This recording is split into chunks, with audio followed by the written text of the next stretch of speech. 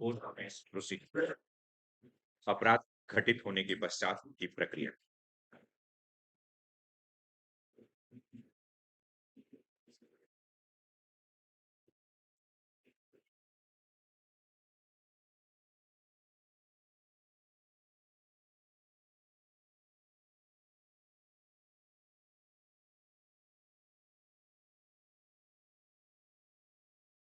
विचारण पूर्व, विचारण के दौरान और विचारण के पश्चात। विचारण के पश्चात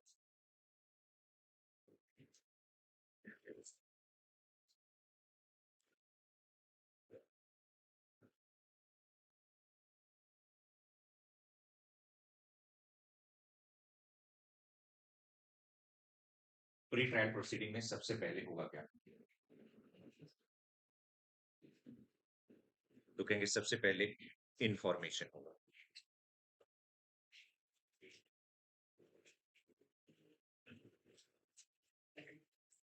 इंफॉर्मेशन घटना हो गई भाई, सूचना। और ये इंफॉर्मेशन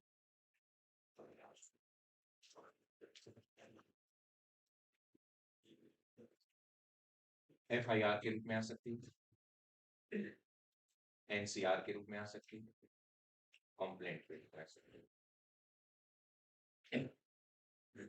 इन जनरल।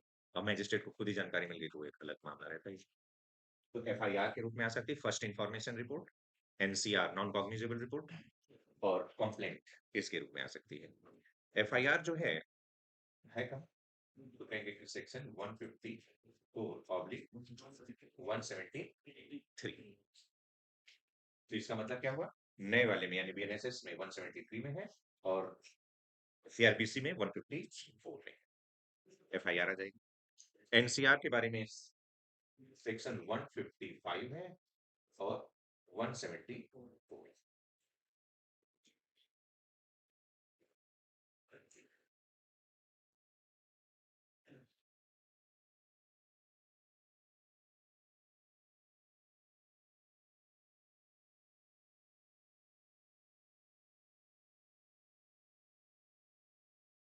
कंप्लेंट जो है 190 और नए में 210। 190 रेड विथ 200 कर लीजिए, 190 रेड विथ 200, इसमें 190 और 200 ये सीआरपीसी, और 210 ऑब्लिक 223 है शायद।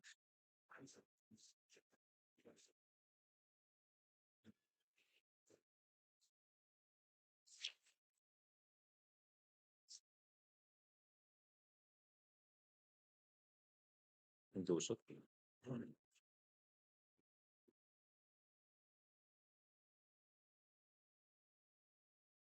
क्लियर है। Complaint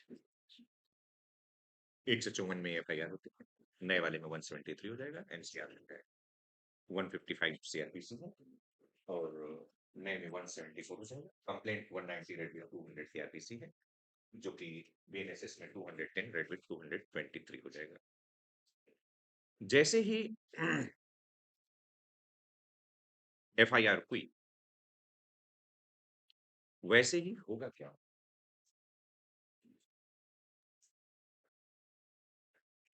investigation. सूचना आ गई, सूचना आने के बाद इन्वेस्टिगेशन हो जाएगा। और इन्वेस्टिगेशन है कहाँ? इन्वेस्टिगेशन कहेंगे एच में दिया सेक्शन 2 एचसीआरपीसी और सेक्शन 2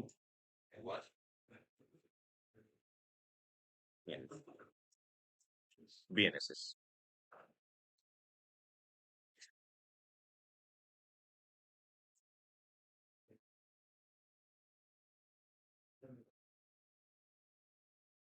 और साथ ही साथ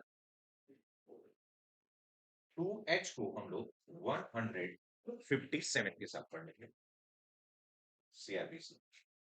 और 2L को हम 2 क्लॉज 1 सब क्लॉज L को हम लोग 176 के साथ 176 के पास करते हैं। ये प्रोसीजर ऑफ इन्वेस्टिगेशन के बारे में, ये प्रोसीजर ऑफ इन्वेस्टिगेशन के बारे में कि इन्वेस्टिगेशन की प्रक्रिया चलेगी कैसे। तो बस इतना ही, 2 सेक्शन।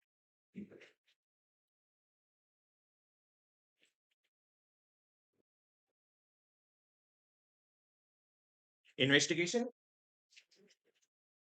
कंप्लीट होने के बाद होगा क्या? पुलिस रिपोर्ट, पुलिस रिपोर्ट जाएगी। और पुलिस रिपोर्ट है कहाँ? तो कहेंगे कि 173 में, 173 और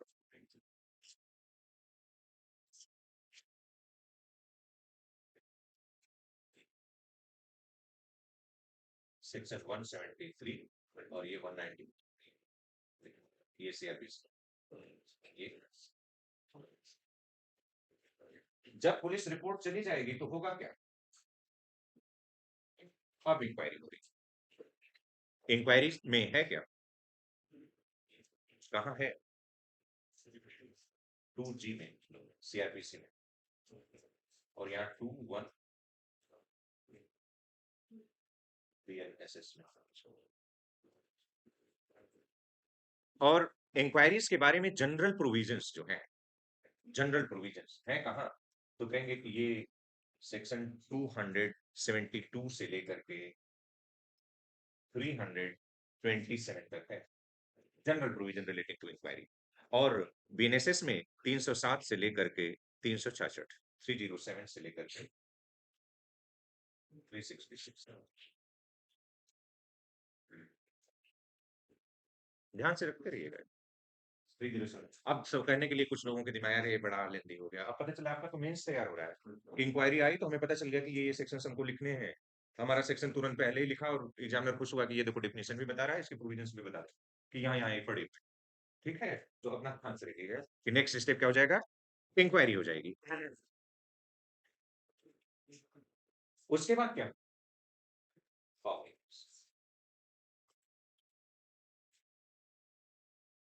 कॉग्निजेंस। और कॉग्निजेंस के बारे में टोटल प्रोविजन कहाँ है? तो कहेंगे कि सेक्शन 190 से लेके 199 तक की पूरी प्रक्रिया सीआरपीसी में फॉलो कर, 190 से लेके 199 ये सीआरपीसी, और सेक्शन 210 से लेके 222 ये बीएनएसएस। यहाँ कॉग्निजेंस, कॉग्निजेंस का मतलब क्या होता है?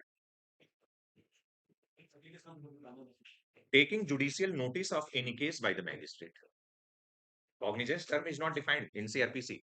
संज्ञान का मतलब क्या है? तो कहेंगे कि मैजिस्ट्रेट द्वारा किसी भी मामले की न्यायिक अवीक्षा करना। न्यायिक अवीक्षा करना, न्यायिक अवीक्षा का मतलब क्या है? कि न्यायिक रूप से उसके पे अपना ध्यान लगाना, जुडिशियल नोटिस।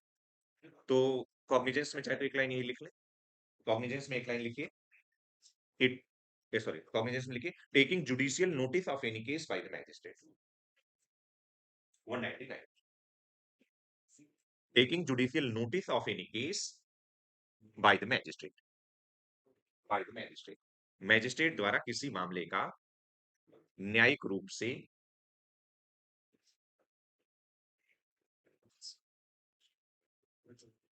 अवेक्षा करना, अर्थात ज्ञान में लाना, ये कॉग्निजेंस। जब कॉग्निजेंस का मामला हो जाएगा तो क्या होगा? इशू ऑफ प्रोसेस, आदेशिका का जारी किया जाना, इशू ऑफ प्रोसेस, आदेशिका का जारी किया जाना। और आदेशिका जारी कहां हो रही है? तो कहेंगे कि सेक्शन 61 से लेकर के 105 सीआरपीसी में, और सेक्शन 63 से लेके 110 बीएनएसएस, इशू ऑफ प्रोसेस चाहे जैसा जरूरत होगी, समन की जरूरत होगी, समन वारंट की जरूरत होगी, वारंट बेलेबल वारंट की जरूरत होगी, बेलेबल वारंट जो भी जारी करना होगा सब यहाँ पे आते हैं। कि सिक्स स्टेज क्या हो जाएगा आपका? प्रोसेस का इशू किया जाना।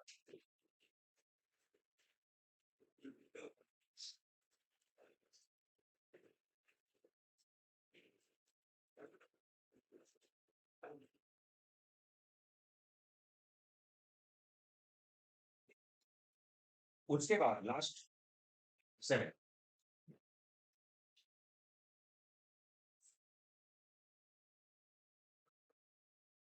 Framing of charge, framing of charge.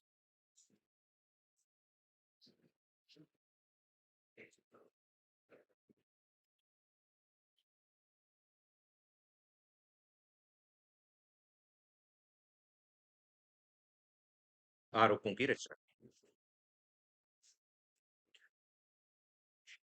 Sorry, section 211 to 224 CrPC में, सेक्शन 211 से लेके 224 सीआरपीसी में, सेक्शन 211 से लेके 224 और बीएनएसएस में 234 से लेके 247, 234 से लेकर के 247। अब यहां से जैसे चार्ज फ्रेम होने तक प्री ट्रायल प्रोसीडिंग होती है और चार्ज फ्रेम होते ही ट्रायल शुरू। तो ट्रायल शुरू कहां से होता है? तो कहेंगे फ्रॉम प्रोसिक्यूशन एविडेंस से शुरू होता है। और प्रोसिक्यूशन के एविडेंस की डेट के पहले तक क्या है? तो कहेंगे प्री ट्रायल प्रोसीडिंग है। बहुत सारी बुक में बेटा बहुत सारी कंफ्यूजन है इस चीज को लेकर के, कहेंगे नहीं चार्ज फ्रेमिंग से शुरू हो जा रहा है, नहीं, चार्ज फ्रेमिंग तक कभी प्री ट्रायल है। ट्रायल की शुरुआत कहां से हो रही है? ऑब्जेक्टिव आपका पूछा गया है, ऑब्जेक्टिव को जब आप सॉल्व करोगे तो देखा कि प्रोसिक्यूशन एविडेंस से शुरू हो रहा है। तो एविडेंस ऑफ प्रोसिक्यूशन जैसे आना शुरू हुआ वैसे ही ट्रायल शुरू हो गया। तो उसके पहले वाली सारी प्रक्रिया क्या हुई? तो मैं उसके बस सब पहले वाली प्रक्रिया जो प्री ट्रायल चीजें। तो यहां तक रहा, अब ध्यान से अपना लिखा लीजिए, 7 चरण रहेंगे आपके। मानोगे तो सीआरपीसी, नहीं मानोगे तो कुछ है नहीं। ठीक है, कहोगे क्या पढ़ा रहे हैं ये, ठीक है, और मानोगे तो पता चलेगा कि हाँ अभी हम 5 साल एलएलबी पढ़ के आए थे, हमारे ये सिस्टम नहीं था। अब एकदम सिस्टम से हमारा चल रहा है कि हाँ यार ऑफेंस तो हो गया, पोस्ट ऑफेंस यानी ऑफेंस के बाद तो होगा क्या? सबसे पहले इंफॉर्मेशन जाएगी, इंफॉर्मेशन ऐसे ऐसे, उसके बाद क्या? इन्वेस्टिगेशन, इन्वेस्टिगेशन के बाद क्या? पुलिस रिपोर्ट, पुलिस रिपोर्ट आ गई तो मैजिस्ट्रेट इंक्वायरी, इंक्वायरी किस चीज की? क्या कॉग्निजेंस लें या न लें? झूठी रिपोर्ट तो नहीं है, लग गया कि नहीं तो वहीं से खत्म, कोई चार्ज ही नहीं बन रहा है। इंक्वायरी किया, अगर पास गया कि हाँ ठीक है तो कॉग्निजेंस ले लिया, कॉग्निजेंस ले लेगा तो इशू ऑफ प्रोसेस करेगा, इशू ऑफ प्रोसेस करने के बाद चार्ज फ्रेम करेगा। इशू ऑफ प्रोसेस की भागो नहीं, आओ इधर, हम तब तक चार्ज तुम्हें फ्रेम करके बता रहे हैं कि तुम हो कौन, तो क्या क्या आरोप लगा दिए, यहाँ चार्ज फ्रेमिंग तक हम लोग। अच्छा एक रिकैप अपना ले लीजिए, सेक्शंस न याद, देखिए इसमें क्या है ना, कुछ लोग शुरू में लगेंगे सेक्शन रटने, नहीं याद होगा इतना जल्दी यार, वो 1-2 दिन लेगा अभी, ठीक है, बैठने के लिए वैसे तो आप 10 मिनट के अंदर बैठा सकते हैं, लेकिन इतना जल्दी नहीं करना चाहिए, आराम से तुम लौटाए। हाँ, 2 मिनट में ये सातों स्टेज हमको पता हो जानी चाहिए, कि 2 मिनट में ये मुझसे आज के बाद गलती ना हो, कि हाँ एकदम मुझे ये रट्टा होना चाहिए, कि ताकि कोई भी हमसे बात करना शुरू करे और जैसे ही हमने यहाँ से बताना शुरू किया तो वैसे ही वो 2 मिनट के अंदर शांति अख्तियार कर ले कि ज्यादा इससे बहस ना करो, ये बहुत सिस्टमैटिक ढंग से आगे बढ़ रहा है। नेक्स्ट आ जाइए ट्रायल पे।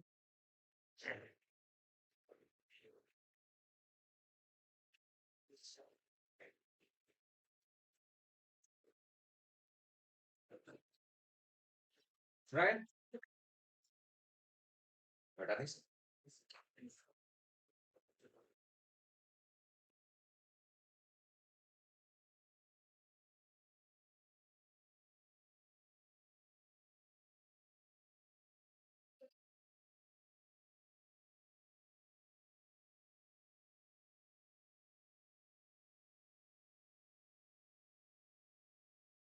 डेट ऑफ प्रोसिक्यूशन एविडेंस, अभियोजन के साक्ष्य की तिथि, यहीं से शुरू।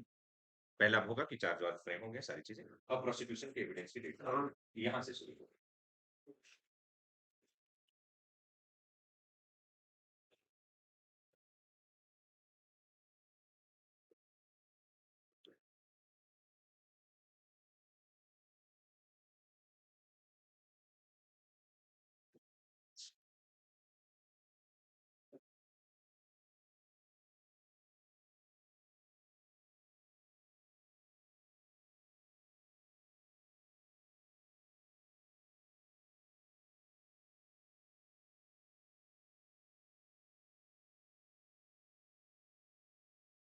अब ये ट्रायल कितने तरीके का होगा? तो कहेंगे पहला कोर्ट ऑफ सेशंस, यानी सत्र विचारण, यानी सेशंस ट्रायल किसे कहते हैं, सेशंस ट्रायल। दूसरा वारंट ट्रायल। वारंट ट्रायल में दो हमने देखा था, पुलिस रिपोर्ट और आधार।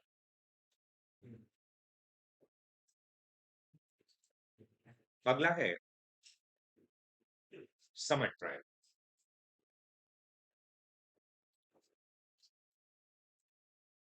और अगला है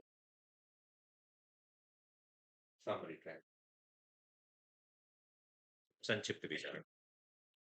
तो इनके बारे में तो हम लोग पूरा लिख ही चुके हैं, इनके बारे में भी लिख चुके हैं, किस सेक्शन में है, किस चैप्टर में है। तो समन्स और वारंट लिख चुके हैं। कोर्ट ऑफ सेशन पे आ जाते हैं। कोर्ट ऑफ सेशन का जो ट्रायल है, ये सीआरपीसी और बीएनएसएस।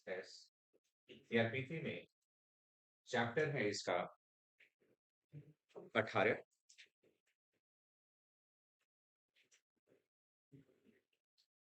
और सेक्शन है इसका 225 से लेकर के 237।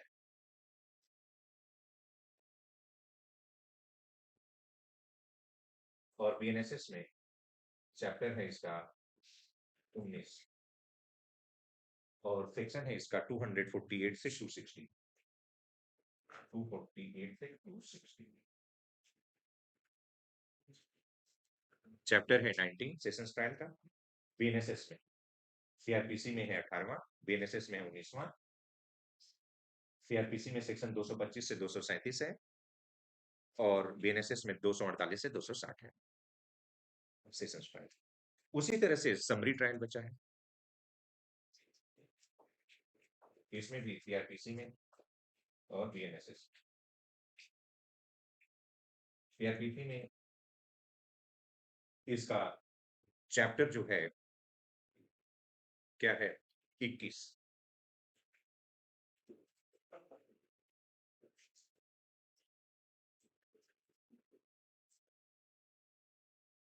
और सेक्शन है इसका 260 टू 265,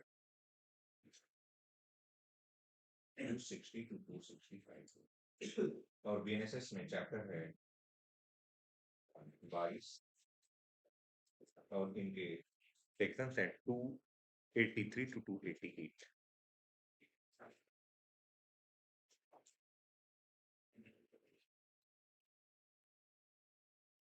अब होता क्या है ट्रायल में,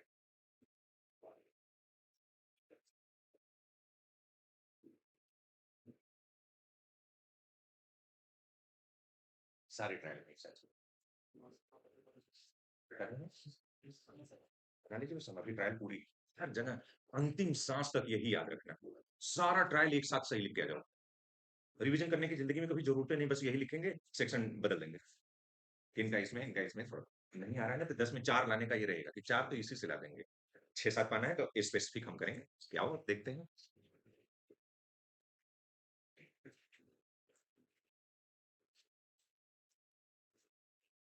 बहुत ध्यान से लिखना, बस कहीं नहीं मिलेगा, खरीदते रहो 4,000 की किताब। नहीं, अब मुझे बहुत परेशान करता था प्रोसीजर, जहां भी भाई पढ़ा जाता था पता चलता था कि टीचर सुनते थे, एफआईआर शुरू नहीं हुआ, सीआरपीसी अरेस्ट, एफआईआर, ये ट्रायल वो ट्रायल वो trial, appeal, reference, review, revision, खत्म। समझे में नहीं आया हुआ क्या यार, मतलब इतना जल्दी कैसे। और उसके बाद जब पूछो तो कहते थे इतना नहीं पढ़ना रहता। गुरु जी आप तो पढ़ चुके हैं, हम तो नहीं पढ़े हैं। हमें क्या होगा, क्या हम जजे बन जाएंगे? अरे कहीं कचहरी में हमें जाना पड़ गया तो वहां हमको नहीं पता है। तो थोड़ा सा ध्यान रखिएगा। और जरा सा इन शॉर्ट ट्रायल है क्या, आप देख लेंगे अभी। इन शॉर्ट ट्रायल है क्या?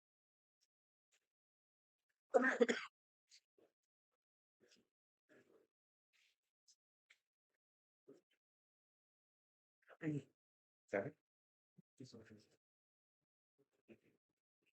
तो रिवीजन करके चलिएगा।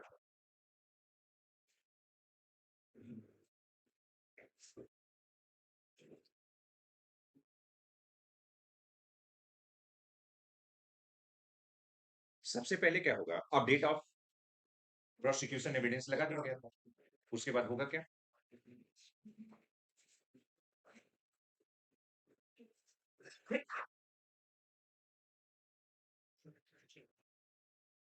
अब प्रोसिक्यूशन जो है एविडेंस अपना देखिए, अभियोजन द्वारा साक्ष्य प्रस्तुत किया जाएगा। जैसे ये साक्ष्य प्रस्तुत कर देंगे, जब साक्ष्य प्रस्तुत करने की बारी आती है तो साक्ष्य में साक्षी शामिल है, लिखा जाएगा एविडेंस बाय प्रोसिक्यूशन। तो evidence means documentary and oral evidence, oral evidence means evidence by the witness, वो भी अपने आप शामिल है।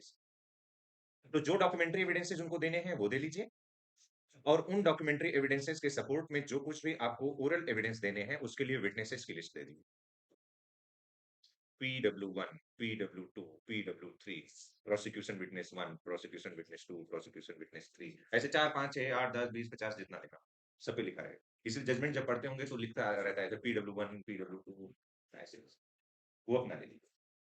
तो एविडेंस ऑफ प्रोसिक्यूशन कहने का मतलब है कि इसमें डॉक्यूमेंट्री और ओरल एविडेंस दोनों जाएंगे। इसका मतलब यहाँ पे डॉक्यूमेंट्री एविडेंसेस के साथ साथ विटनेसेस के भी बयान दर्ज करा दिए जाएंगे, और विटनेसेस के जब बयान दर्ज किए जाते हैं तो प्रोसिक्यूशन अपना काम जो करता है विटनेसेस के कॉन्टेक्स्ट में, उसी को एग्जामिनेशन इन चीफ कह दिया जाता है। वही क्या करता है, चीफ हो रहा है, चीफ चल रहा है, ठीक है। इसका मतलब है examination in chief, that is मुख्य परीक्षा चल रही है, मुख्य परीक्षा चल रही है। मुख्य परीक्षा या एग्जामिनेशन इन चीफ होता क्या है, वो पार्टी जिसने पक्षकार को बुलाया है वो पार्टी ही अपने साक्षी से जब क्वेश्चन पूछता है तो वो एग्जामिनेशन इन चीफ है, और जब दूसरी पार्टी पूछता है तो क्रॉस एग्जामिनेशन, जिसे जिरह कहते हैं।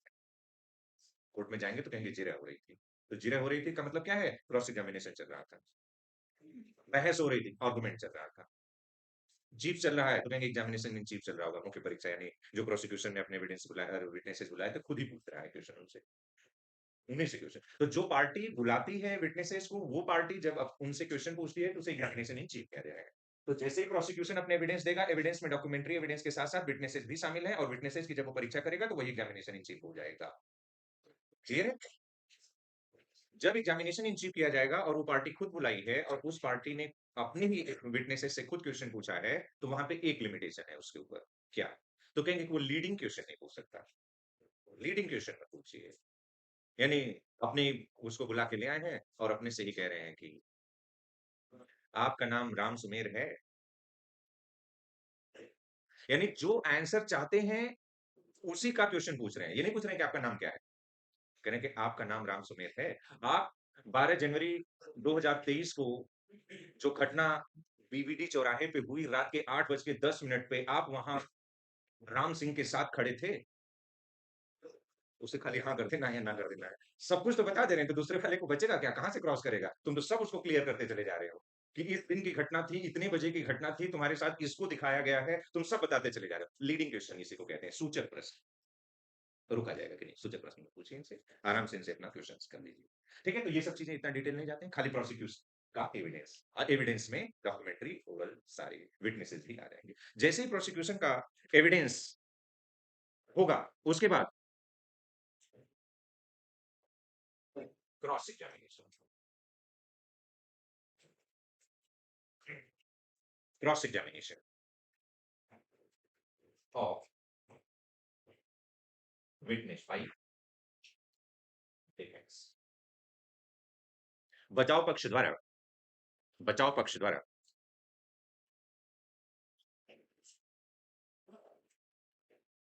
अभियोजन के साक्षी का प्रति परीक्षा की जाएगी, प्रति परीक्षा की जाएगी। क्लियर।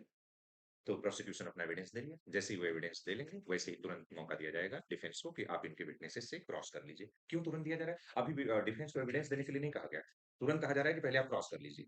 क्रॉस करने का मतलब क्या है, विटनेस भाई अभी आया है, अभी यहाँ है, तुरंत तुरंत पूछ लो, नहीं तो फिर वो आएगा तब तक मेन में क्या हुआ था, एग्जामिनेशन इन चीफ में क्या हुआ था भूल जाएगा, याददाश्त तो उसकी धुंधली पड़ सकती है। इस वजह से अभी तुरंत मौका दिया जा रहा है कि अभी अभी इन्होंने किया तो दूसरे को तुरंत क्रॉस करने का मौका दिया गया। जब ये क्रॉस कर लेंगे तो कुछ आप भी करेंगे, मैजिस्ट्रेट भी कुछ करेगा, तो लिख लीजिए mandatory examination of accused bye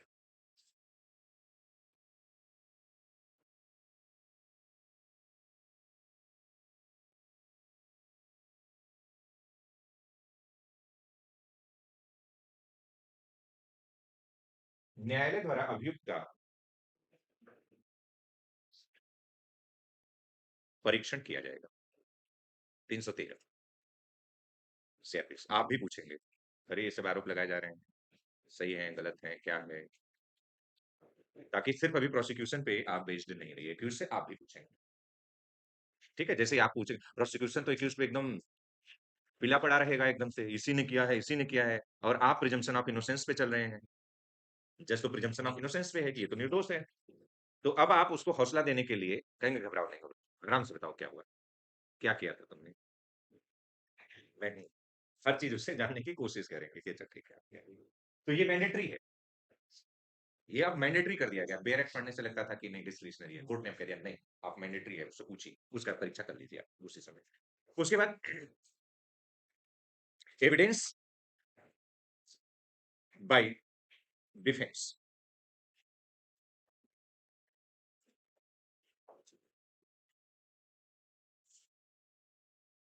जब डिफेंस कहा जाए तो आपको समझ जाना है कि ये एक्यूज की बात है। अब जाकर के क्या करेंगे, बचाव पक्ष साक्ष्य देगा, ब्रैकेट में लिख लीजिए इफ एनी, यदि कोई हो, यानी जरूरी वरूरी नहीं है।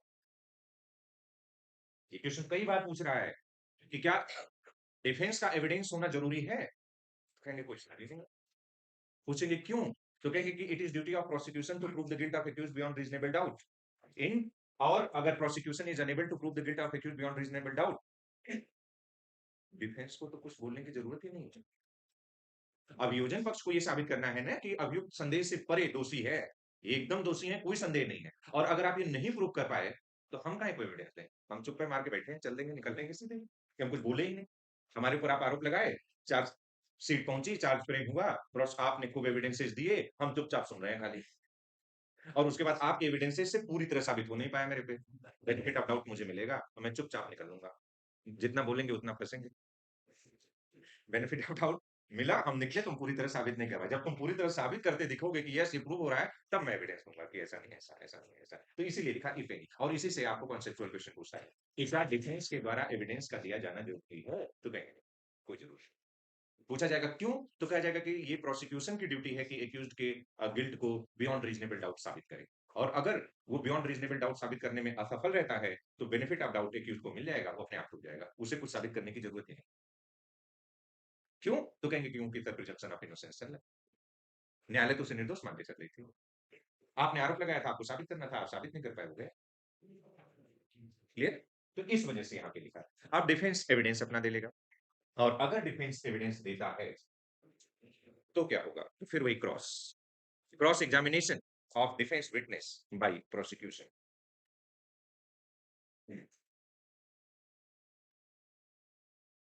Cross examination of defence witness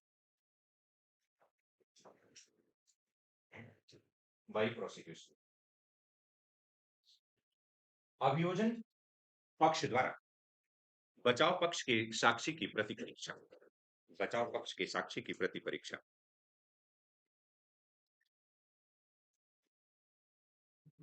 clear है, ये भी हो गया। इसके आगे एरो बना के नीचे लिखेगा conclusion of evidence.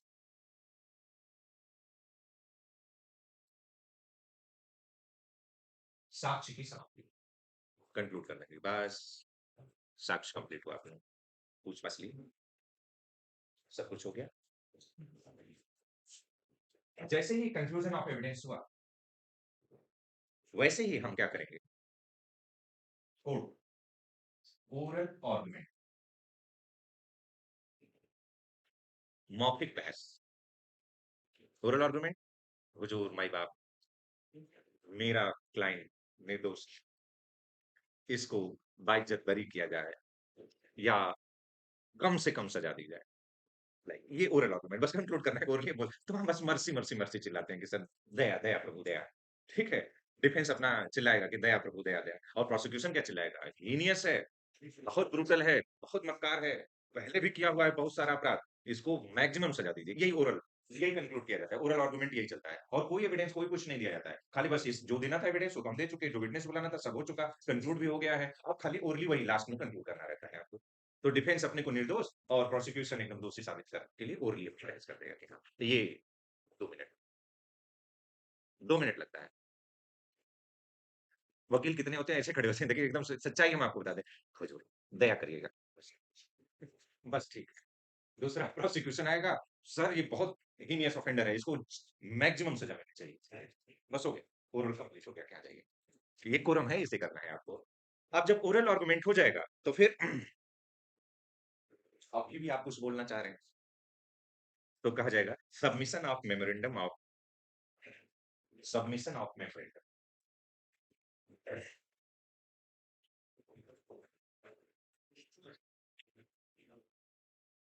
Memorandum, memorandum of argument, argument bracket में लिख लेंगे इफ इन,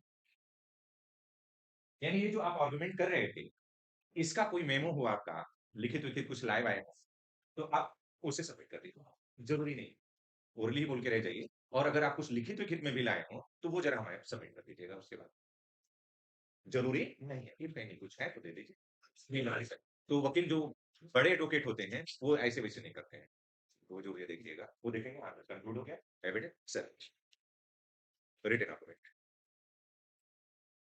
डिफेंस वाला भी आएगा सर, रिटन फर्स्ट, और आप प्रमोट भी करिएगा इस चीज के लिए, जैसे वकील बहुत ज्यादा पूछने लगे, अरे रिटर्न दे दीजिएगा, रिटर्न दीजिए, क्या चला रहे हैं, रिटर्न दीजिए जो कुछ करना है, आर्गुमेंट आप ओरली करोगे, मैं उसे रिकॉर्ड करवाऊं, देरी लगेगी, मैं लिखवाया नहीं लिखवाया, कितना स्किप कर सकता हूं, तुम्हें जो कुछ कहना था लिखित दे दोगे तो वो एक्सेप्ट हो जाएगा, तो तुम जब चाहोगे तब निकाल के देखोगे ना उसको तुम। तो इसलिए बहुत सारे वकील जो है, जितना बड़ा वकील उतनी छोटी बहस, और जितना छोटा वकील उतनी बड़ी बहस, क्योंकि जैसे कहा जाता है डॉक्टर्स के बारे में, जितना बड़ा डॉक्टर उतना छोटा पर्चा, और जितना छोटा डॉक्टर उतना बड़ा पर्चा। डॉक्टर के यहाँ आप जाइए, जितने नए डॉक्टर हैं वो पहले यहाँ नाम, उसके बाद वो लिखना शुरू करते हैं, हाँ आप बताते रहिए, हाँ ये हुआ है, ये अच्छा, एक आध चीज और बीच में पूछ लेंगे, पन्ना पलट, इतना टेस्ट लिख दिए पहले तो, कि ये टेस्ट करा लीजिएगा, उसके बाद तो मैं आपसे पूछता है आपको ये दवा, वो एक ऑर्डिनरी मेडिसिन कुछ लिख देता है कि कोई इंस्टेंट रिलीफ जो है, आपको दर्द वर्द हो रहा हो तो वो थोड़ा मिल जाए, और उसके बाद ये रिपोर्ट लेके आइएगा, फिर हम डायग्नोस करेंगे इसके आधार पे कि क्या हो रहा है, 2 दिन 1 दिन 3 दिन ऐसे ही भी बुलाता है, इतने पे दिखा दीजिएगा, और जो जानकार है वो तो जान रहा है डायग्नोसिस, उसे बहुत ज्यादा टेस्ट, क्योंकि वो इतना एक्सपीरियंस्ड है, इतने केसेस देख चुका है कि आप सिम्टम बता रहे हैं, वो ऐसे मामले 100 200 हजारों देख चुका है, उसे पता है कि ये हो रहा है, इसको ये हो रहा है, तो उसे बहुत ज्यादा टेस्ट कराने की जरूरत नहीं है, वो ज्यादातर आपसे बात करता है और लास्ट में 2 3 दवा लिख देता है कि जाओ, ये तुम्हारा काम हो जाएगा इससे, क्लियर। तो जैसे, तो वही चीज है कि रिटेन पे टेस्ट अपनी कर लेनी है, और लास्ट, हाँ लिखिए submission of memorandum of argument, यदि कोई, यदि कोई लिखित बहस हो तो उसे न्यायालय में जमा कर दिया जाएगा, उसके बाद क्या होगा,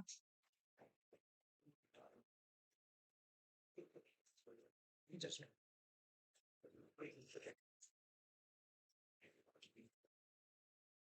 तो ट्रायल कहां तक चलता है, कहां से शुरू हुआ था, एविडेंस ऑफ प्रोसिक्यूशन से शुरू हुआ था, कहां खत्म हो रहा है, यही जजमेंट पे खत्म हो जाता है ट्रायल, ट्रायल जो है यही जजमेंट पे खत्म हुआ, और जजमेंट जब आएगा तो या तो एक्विटल हो रहा है और या तो कन्विक्शन हो रहा है, यही तो होगा, एक्विटल हो गया तो कोई बात ही नहीं है, कन्विक्शन होगा तो अभी ट्रायल का एक प्रोसीडिंग बचेगी, कन्विक्शन अगर हुआ तो अभी एक प्रोसीडिंग यहाँ बची रहेगी, और कन्विक्शन होने के बाद hearing on question of sentence, hearing on question of sentence, दंड के प्रश्न पर सुनवाई, दंड के प्रश्न पर सुनवाई होती है कि ठीक है यू आर प्रूवन गिल्टी, ये तो रहा जजमेंट यानी कन्विक्शन, जैसे अभी कल आपने देखा होगा धनंजय सिंह को सजा हो गई, दोषी साबित हो गए, क्लियर है, लेकिन अभी सजा नहीं बताई गई, जैसा उसमें सजावा क्यों नहीं लिख दिए? क्या तो है कि इतना मैक्सिमम है, लिख क्यों नहीं दिए एक लाइन? मैं कुछ नहीं कहना चाहता। ऐसे मामले मैं नहीं कहता कि मैं किसी के ऊपर भी डेलीगेशन नहीं लगा रहा हूँ। मैं सिर्फ इतना कहता ऐसे मामले शक करने पे मजबूर करते हैं कि आप प्रूफ गिल्टी तो कर दिए और इसमें मैक्सिमम इतनी सजा है, आप वो सजा नहीं डिसाइड कर पा रहे हैं। तो क्या करोगे? अकड़-पकड़ खेलोगे कि हेड टेल करोगे? कहाँ से निकालोगे? तो कहीं से फ़ोन आएगा तुमको। वो कहीं से तुमको फ़ोन का तुम इंतज़ार कर रहे हो या तुम पैसे का इंतज़ार कर रहे हो कि पैसा लाओ तो अप टू 7 ईयर है, 6 महीना देके छोड़ देंगे या तो कहीं फ़ोन का इंतज़ार कर रहे हो कि इसको इतनी सज़ा दे दो कि डिस्क्वालिफाइड फॉर इलेक्शन हो जाइए। कहीं से फ़ोन चला जाए कि अच्छा ये बहुत जौनपुर का समीकरण बिगाड़ रहे हैं, इनको इतनी सज़ा दिलवा दो कि चुनाव में न लड़ पाए। खत्म करो इसको, बार-बार इसको डिस्क्वालिफाई कर दो। तो ये एक गुंजाइश बनती है, शक जाता है। इसलिए तुम लोग कभी भी जज बनना, बेटा तुरंत फैसला, तुरंत सज़ा, आराम से। ऑन द स्पॉट जजमेंट की कॉपी मिल जाएगी भैया, घबराइए नहीं। कितने होते हैं जज ना, हियरिंग सुन लिए, सब कंक्लूड हो गया, ये आ गया, जजमेंट रिजर्व। वो पैसे का इंतज़ार कर रहे होते हैं। तुम लोग नहीं करना। आराम से हियरिंग कंप्लीट भाई सब लोग बोल लिए, हाँ, दे लिए, ठीक, हैंग टिल डेथ, चल दी। बेहोश होके गिर पड़ेंगे वहीं पे। ये देखो, ये होता है जज के हाँ सुन लिया, सब कुछ हो गया, कोर्ट ऑफ सेशन है, फांसी मिल सकती है, दे दिए। ये बैठ के बार्गेन नहीं कर रहे हैं कि लाइफ इम्प्रिजनमेंट या हैंग टिल कुछ बताओ, culpable homicide amounting to murder या not amounting to murder, yes, बताओ किसमें कन्वर्ट करें। ठीक है, नहीं, नहीं, नहीं हो रहा है यही, जजमेंट जैसे ही अगर कोई मामला बहुत पेचीदा मामला है, कई मामले ऐसे होते हैं बेटा जेन्युइन भी होते हैं, बहुत पेचीदा मामला है, बहुत लंबी बहस चली हुई है या पहले से वो मामला किसी कोई पर्टिकुलर जज देख रहा था और उसका फिर ट्रांसफर हो गया, फिर आप पहुंचे हैं और वो एकदम जजमेंट की उस पे लगा हुआ है, तो थोड़ा सा टाइम आप ले लीजिए कि हाँ ठीक है, तब तो चल रहा है। अगर आप ही सुने हो, आप ही सबकी हो, तो फिर क्यों जजमेंट रिजर्व कर रहे हो भाई? इससे वकीलों के मन में भी शक जाता है, लोगों के मन में भी शक जाता है, तो इसलिए फैसला ऑन द स्पॉट करिएगा। डैश से ही फैसला और उसके बाद अपनी इमेज देखिएगा कि वकील आपकी कितनी रिस्पेक्ट करते हैं उसके बाद। ये जज है, फैसला ऑन द स्पॉट करेगा, ठीक है? तो देखेंगे कि हाँ, जहाँ आपने रिजर्व किया, गड़बड़ हो जाता है। खैर आज है सुनवाई धनंजय सिंह जी की। धनंजय सिंह हमारे स्टूडेंट हैं। इनका सेंटर था। हम समझ ही नहीं पा रहे थे कि ये धनंजय सिंह है। एलएलबी कर रहे थे। खुद हमारा फेमस कॉलेज है, नो कहें नोटोरियस कॉलेज है। हमें पता ही नहीं, हम बहुत बेकार के इनमें लिए हम सिर्फ पढ़ाने में थोड़े ठीक हो सकते हैं, उसके बाद हम डर बेकार है। जैसे मुझसे कोई इन्विजिलेशन कराए, मैं इन्विजिलेशन कम नकल ज़्यादा कराता हूँ। मेरा काम एक इन्विजिलेशन किए, शांत, शांत, शुरू में एकदम बैड लुक दे दूँगा, थोड़ा-सा तुम टेरराइज़ हो जाओ, उसके बाद हम जल्दी से साइन करके फिर बाहर। हम देखते रहते हैं कि फ्लाइंग स्क्वाड आए तो हम तुम्हें बता दें। उसके बाद हमें अंदर नहीं जाना है यार, किसका क्या तुम जो करना है। देख लिए कि बहुत ज़्यादा शोर-वोर हो रहा है, बगल वाले कमरे वाले डिस्टर्ब हो रहे हैं, बस। तो इनका था भाई, हमारे कमरे में हम इन्विजिलेटर, हम वैसे ही लीनिएंट, हम अभी साइन करने पहुँच रहे हैं, तब तक इनके साथ 2 ठो और इनके चंगू-मंगू थे। वो भी दे रहे थे एलएलबी। वो सब पहले ही 2020 निकाल लिए। अब वो लिखे जा रहे हैं लिख के, हम कॉपी साइन करने पहुँच गए तब तक लिख रहे हैं वो सब 2020 से। अब दिल पे लग गई हमें बात वो। हमने कहा क्या है? तो वो सब हमें धमकाने वाला मूड में ऐसे देखा। गए, नीचे करो अभी रस्टिकेट कर देंगे। हम इनको पहचान ही नहीं रहे हैं कि ये धनंजय सिंह ना वो कर नहीं रहे थे, वो चुपचाप बैठे हुए हैं। ठीक है, चंगू-मंगू लिख रहे थे। किसकी कॉपी लिख रहे थे? बाद में पता चला कि इनकी कॉपी लेके वो सब लिखे थे और उनकी कॉपी लेके ये बैठे थे। कि तुम होगे फेल, हम होंगे पास। Like this. तो हड़का-बड़का के हम चले आए। उसके बाद तो तब हमारे एडमिनिस्ट्रेशन कॉलेज वाले भागे हुए आए। सांसद जी, कहे सांसद जी कौन? कहे धनंजय सिंह। हम कहे यार ये तो हमारे गड़बड़ हो गया। रियली मुझे हल्का सा डर लग गया यार क्या बड़े रौब में आ गए थे। अब हम खड़े हैं इधर, उधर, उधर लेकिन सांसद जी निकल के आए। बड़े अच्छे से बात की कि नहीं अच्छा ठीक, गलती किया था। बाद में नकल करनी चाहिए थी। देखो क्या कर लेंगे बेटा बताओ? तो खैर चलिए सज़ा जो भी हो जजमेंट है वेलकम। तो आगे दंड पे सुनवाई कर लेंगे और इसी के बाद से पोस्ट ट्रायल प्रोसीडिंग शुरू अपील। इसी के बाद से पूर्व ट्रायल प्रोसीडिंग शुरू हो जाएगी। तो आप जरा सा ट्रायल को कंक्लूड कर लीजिए। सबसे पहले क्या होता है, प्रोसिक्यूशन का एविडेंस। प्रोसिक्यूशन का एविडेंस होने के बाद प्रोसिक्यूशन के विटनेसेस डिफेंस के द्वारा, उसके बाद मैजिस्ट्रेट जो है मैंडेटरी एग्जामिनेशन ऑफ एक्यूज करेगा, और उसके बाद जो है डिफेंस का एविडेंस आएगा। और डिफेंस का एविडेंस आना जरूरी नहीं होता है, अगर कोई है तो। क्यों? तो कहेंगे कि बेनिफिट ऑफ डाउट एक्यूज हो जाता है, और अगर prosecution beyond reasonable doubt prove नहीं कर पाता तो डिफेंस तो अपने आप हो जाएगा, तो उसे एविडेंस देने की कोई जरूरत नहीं है, क्योंकि प्रिजम्पशन ऑफ इनोसेंस पे काम चलता है। उसके बाद अगर उन्होंने कोई एविडेंस दिया डिफेंस ने, तो उसका क्रॉस एग्जामिनेशन किया जाएगा, किसके द्वारा? कहेंगे कि प्रोसिक्यूशन के द्वारा। और जब प्रोसिक्यूशन डिफेंस के विटनेसेस का क्रॉस एग्जामिनेशन कर लेता है, तो कंक्लूजन ऑफ एविडेंस यानी एविडेंस क्लोज कर दिया जाएगा कि अब कोई नया साक्ष्य नहीं आएगा। अब आप ओरल आर्गुमेंट कर लीजिए आप लोग, तो दया दया चिल्ला लीजिए, और दूसरा चिल्लाएगा कि नहीं उनके सजा सजा सजा। ठीक है, प्रोसिक्यूशन कहेगा सजा सजा सजा, और डिफेंस कहेगा दया दया दया, कम से कम दो या तो छोड़ दो ये। उसके बाद अगर आप कुछ लिख के लाए हो अपने इस ओरल आर्गुमेंट के बारे में, सबमिट कर दीजिए, और उसके बाद हम जजमेंट देंगे। जजमेंट में या तो हो जाएगा या कन्विक्शन अगर हुआ तो एक डेट ऑफ लगाएंगे सेंटेंस पे सुनवाई की। सेंटेंस पे सुनवाई की कि दंड कितना दिया जाए इनको, तो वो है कि दंड के प्रश्न पर सुनवाई की तिथि। तो यही ट्रायल है, हर जगह यही चलेगा, हर जगह यही चलेगा। तो एक बार ट्रायल समझ लीजिए। सर ये 3 तरह के बयान जो होते हैं क्वेश्चन फॉर्मेट में होते हैं। हाँ, हाँ। प्रिपेयर रहता है कुछ 3 तरह के बयान। पूरा 313 पे पूरा लेक्चर लेंगे। अभी खाली है जैसे किसी बच्चे ने बिल्कुल नहीं पढ़ा है, सीआरपीसी पहली बार देख रहा है, तो यहाँ से यहाँ तक पहुंचते पहुंचते सीआरपीसी में इंटरेस्ट आ जाना चाहिए कि यही यही होने जा रहा है, अब यही प्रक्रिया है। क्लियर है? जैसे होता है कि कोई भी चीज बनानी है तो सबसे पहले उसका स्केच ड्रॉ किया जाता है, फिर कलरिंग की जाएगी, इससे बहुत सारे कलर है, ऐसा नहीं कि इतना ही प्रोसीजर है, लेकिन मोटा मोटा इतना ही है। इसमें और कुछ चीजें जुड़ेंगी, लेकिन फ्रेमवर्क इससे भागेगा नहीं, इसी में कुछ एड ऑन होता रहेगा।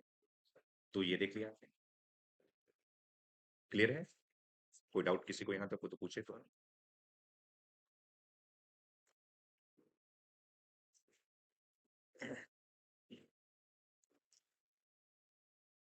अब यहाँ पे नोट करके एक चीज,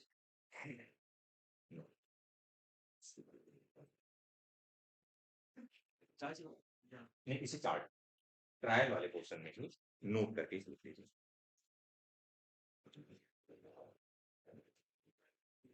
नोट लिख, रेफरेंस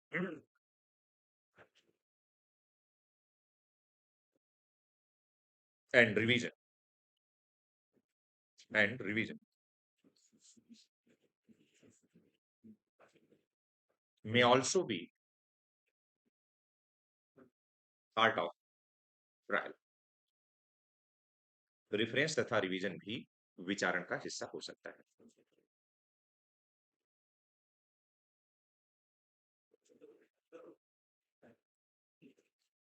तो यहां ध्यान क्या रखना है, स्पेशली रिवीजन के बारे में,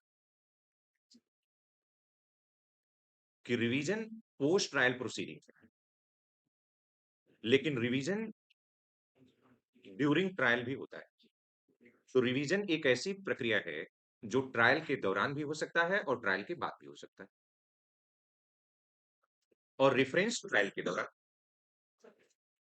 रेफरेंस है क्या, ध्यान से सुनिएगा, कहेंगे किसी भी मैटर पे हायर कोर्ट की राय जाना, रेफरेंस, कि लोअर कोर्ट को अगर कोई चीज समझ में नहीं आ रही है तो रेफरेंस कर लेगा, और रेफरेंस करके उनकी ओपिनियन जान लेगा, उसके बाद आगे प्रोसीड कर देगा। तो एक प्रकार से रेफरेंस आएंगे तो डिटेल हम लोग पढ़ेंगे। 395 सेक्शन जो है, 395 जो है रेफरेंस के बारे में है, और नए वाले में 436, नए वाले में 436 रेफरेंस जो है, आप देखेंगे हाई कोर्ट को आर्टिकल 395 में रेफरेंस है, और नए वाले में 436 है रेफरेंस। सीआरपीसी 395 और बीएनएसएस 436। रिवीजन की बात बारी जो है वो 397, 397 सीआरपीसी और 438, 438 बीएनएसएस, बीएनएसएस। क्लियर है? वैसे 399, 400, 401 ये सब भी रिवीजन से ही रिलेटेड है, और उसी तरीके से 438, 440, 441, 442 ये सब रिवीजन से संबंधित है। क्लियर है? वो हम लोग बात करेंगे। तो रेफरेंस का मतलब है कि किसी भी क्वेश्चन ऑफ लॉ पे अगर लोअर कोर्ट को कोई जरूरत पड़ती है, कोई कंफ्यूजन है, तो वो हायर कोर्ट से उस पे रेफरेंस मांग लेता है कि इस पे क्या है, और वो भी ट्रायल के दौरान एट एनी टाइम कर सकता है किसी भी चीज को लेकर के। और रिवीजन का मतलब क्या होता है कि कोई भी ऑर्डर जो पास किया गया, ऑर्डर, ऑर्डर, ठीक है, ऑर्डर और जजमेंट अलग अलग चीज है। Judgement final determination of the case है। ऑर्डर जो है before final determination of the case, any adjudication regarding any particular matter. अभी मामले का पूरी तरीके से निस्तारण नहीं हुआ है, लेकिन कुछ चीजों का तुरंत निस्तारण किया जाना जरूरी था, तो उसके लिए ऑर्डर। तो एक जजमेंट आने से पहले कई ऑर्डर उसमें पास हो सकते हैं। ये ऑर्डर पास हुआ, ये ऑर्डर पास हुआ, तो उन ऑर्डर्स का रिवीजन हायर कोर्ट के द्वारा कराया जा सकता है। जैसे सपोज करिए कि यहाँ हम लोग देख रहे थे कि कंक्लूजन ऑफ एविडेंस, कि कोर्ट ने क्या कर दिया, एविडेंस कंक्लूड कर दिया। ठीक है, एविडेंस कंक्लूड करने का ऑर्डर पास कर दिया कि एविडेंस इज कंक्लूड, आप एविडेंस नहीं दे सकते। अब इस ऑर्डर को वो चैलेंज कर रहा है कि नहीं, मेरे पास और एविडेंसेस हैं, अभी मुझे और देने की जरूरत है।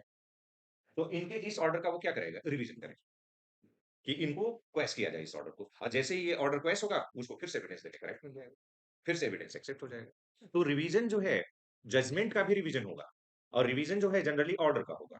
तो जो ऑर्डर का रिवीजन होता है वो ड्यूरिंग ट्रायल हो रहा है, और जो जजमेंट का रिवीजन होगा वो पोस्ट ट्रायल है, कि जजमेंट आ गया, ट्रायल कंप्लीट हो गया, और जजमेंट का रिवीजन अगर आप कराने जा रहे हैं तो ये फिर पोस्ट ट्रायल प्रोसीडिंग हो जाएगी। तो ध्यान रहेंगे कि रिवीजन जो है, पुनरीक्षण जो है, वो ड्यूरिंग ट्रायल प्रोसीडिंग भी है, आफ्टर ट्रायल प्रोसीडिंग भी है। ड्यूरिंग ट्रायल अगर कराना होगा तो किसी ऑर्डर का कराया जाएगा, और आफ्टर ट्रायल अगर कराया जाएगा तो जजमेंट का कराया जाएगा। आफ्टर ट्रायल कराया जाएगा तो जजमेंट का कराया जाएगा, और ये दोनों जगह पाई जा रही है, तो ये भी हो सकता है। तो रिवीजन को जनरली बुक्स में पोस्ट ट्रायल लिखा जा रहा है कि पोस्ट ट्रायल, तो आप इसको समझते रहिएगा कि ये ड्यूरिंग ट्रायल भी हो सकता है। जल्दी से आप लोग 397 खोल लीजिए, हम पढ़ा दें आपको, तो आपको शायद थोड़ा समझाएगा कि हाँ नहीं, ये दोनों जगह होता है, और बुक्स में ये कंफ्यूजन पड़ी हुई है। 397 सीआरपीसी का होल्ड।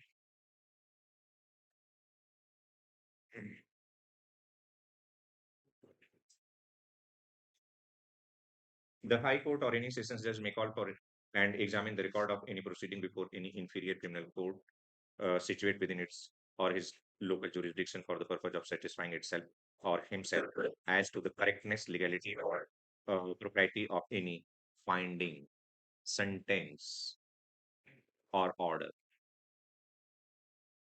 Sentence, ठीक है। तो सेंटेंस कब होगा, दंड कब मिलेगा, जब जजमेंट आ जाएगा, कन्विक्शन हो जाएगा, तब तो सेंटेंस मिला। तो इसका मतलब क्या है, सेंटेंस जब आ जाता है, जजमेंट आ जाएगा, तब भी कर देंगे, और उसके बाद कोई फाइंडिंग है, कोई ऑर्डर है, कुछ भी है, पास हो चुका है या रिकॉर्ड हो चुका है।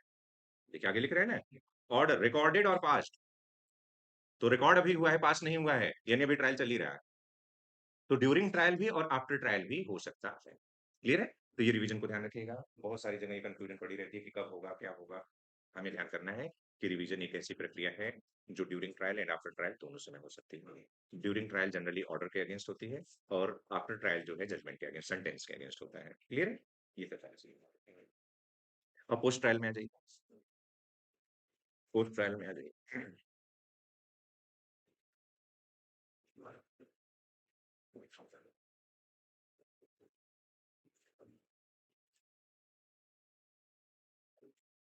आफ्टर ट्रायल या पोस्ट ट्रायल,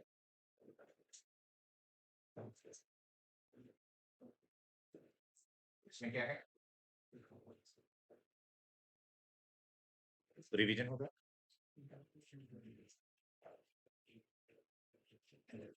रिवीजन के बारे में सीआरपीसी और बीएनएसएस में कहा है, तो कहेंगे कि सीआरपीसी में ये 4 सेक्शन के जिक्र हम लोग कर लेंगे, 397, 399, 400, 401, 397, 399, 400, 401, यही है।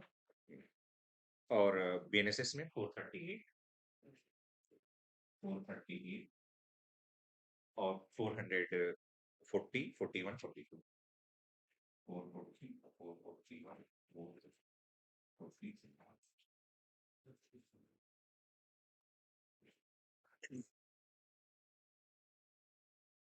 इसमें आप देखेंगे कि 397 जो है हाई कोर्ट का है, 399 जो है सेशंस जज का है, 400 जो है एडिशनल सेशंस जज का है, 401 में फिर फाइनली हाई कोर्ट को कुछ पावर्स दिए जा रहे हैं। सेम वही क्रमिक का भी है, नए वाले। अभी आएंगे टॉपिक खाली ऐसे। तो रिवीजन हो सकता है, उसके बाद अपील।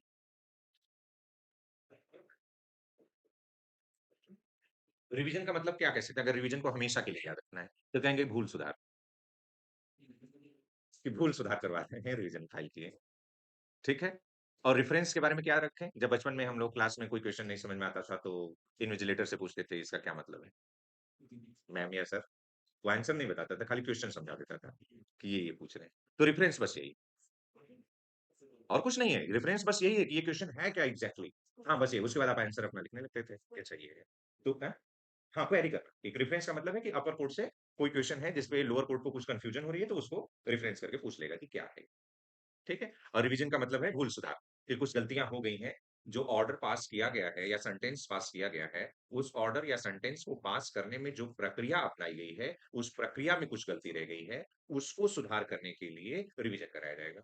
और जबकि जजमेंट से अगर हम सेटिस्फाइड नहीं है तो फिर जजमेंट के अगेंस्ट तो अपील होगी, जजमेंट के अगेंस्ट तो अपील होगी। जब रिवीजन भी जजमेंट के पश्चात हो सकता है और अपील भी जजमेंट के पश्चात हो रही है, तो दोनों में अंतर क्या है। तो कहेंगे कि अपील में तो हम पूरी फाइंडिंग को चैलेंज कर देते हैं, पूरी फाइंडिंग को चैलेंज करते हैं कि जैसे मुझे सजा हुई तो मैं ये चैलेंज कर रहा हूं कि ये सजा मुझे गलत हुई। और जबकि रिवीजन जब हम फाइल करते हैं तो हम सजा को नहीं चैलेंज करते हैं, वो प्रक्रिया जो कोर्ट ने अपनाई थी उस सजा को देने के लिए, उस प्रक्रिया में डिफॉल्ट था। तो रिवीजन करा रहे हैं, भूल सुधार करवा रहे हैं आपसे। तो रिवीजन सिर्फ भूल सुधार है, वो पूरे सेंटेंस को चैलेंज नहीं कर रहा होता है। सेंटेंस प्रोनाउंस करने तक जो कोर्ट ने प्रक्रिया अपनाई थी, उस प्रक्रिया में कोई लैचेस है, कोई डिफॉल्ट है, तो उसको रिवीजन के थ्रू करा लेते हैं। नहीं तो एक ही चीज पे दो चीज नहीं हो जाती कि रिवीजन भी करा लीजिए, अपील भी करा लीजिए, तो फिर दो रिलीफ कैसे मिल जाएगी क्या। तो फाइंडिंग को अपील में चैलेंज करेंगे, और वो फाइंडिंग गलत ढंग से लाई गई है, उस ढंग को सही कराने के लिए रिवीजन करा लेंगे। कि प्रोसीजरल जो डिफॉल्ट हुए हैं उनको सही कराने के लिए रिवीजन, और जो फाइंडिंग है उसको चेंज कराने के लिए अपील, ये सब सारी चीजें। अपील आ जाते हैं हम लोग 372 से लेके 394 सीआरपीसी में।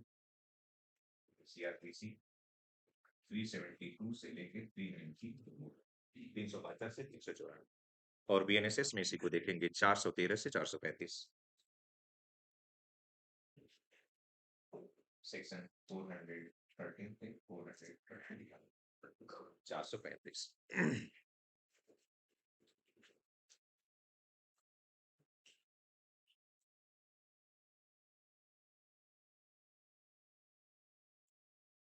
अपील हो गई, उसके बाद क्या होता है, कहेंगे execution, execution of sentence, execution of sentence, दंडादेश को लागू कराना।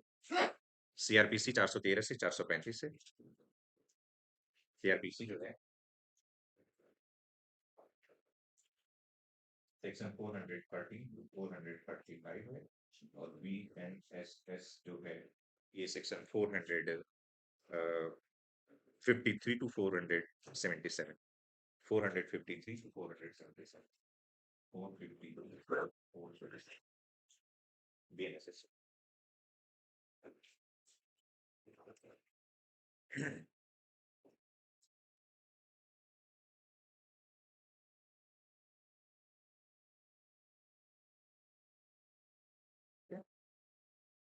फिर इसमें भी एक नोट लिख लीजिए, इसमें भी एक नोट लिखिए, नो लिखिए, following, following procedures, following procedures may be followed at any stage of the proceeding, at any stage of the trial, at any stage of the proceeding कर लीजिए, at any stage of the proceeding। निम्न प्रक्रियाएं आपराधिक प्रक्रिया के किसी भी चरण में लागू की जा सकती है। पहला, फर्स्ट, अरेस्ट,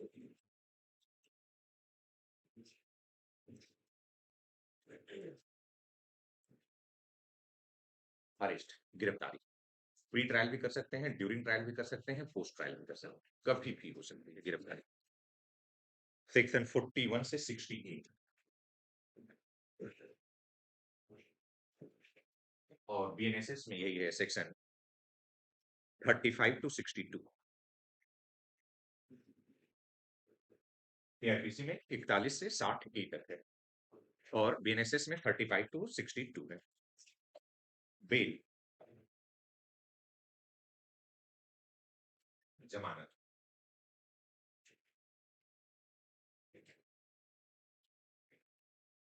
फोर सीआरपीसी में 436 से लेके 450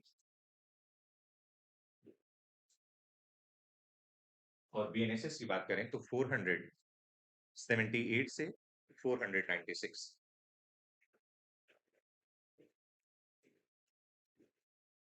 और लास्ट में इनहेरेंट पावर।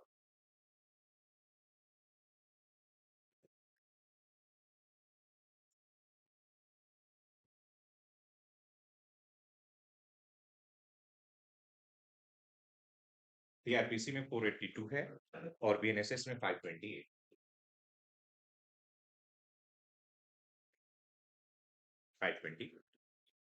तो ये प्रक्रियाएं जो हैं किसी भी चरण में अपनाई जा सकती हैं। ये प्रक्रिया किसी भी चरण में अपनाई जा सकती है।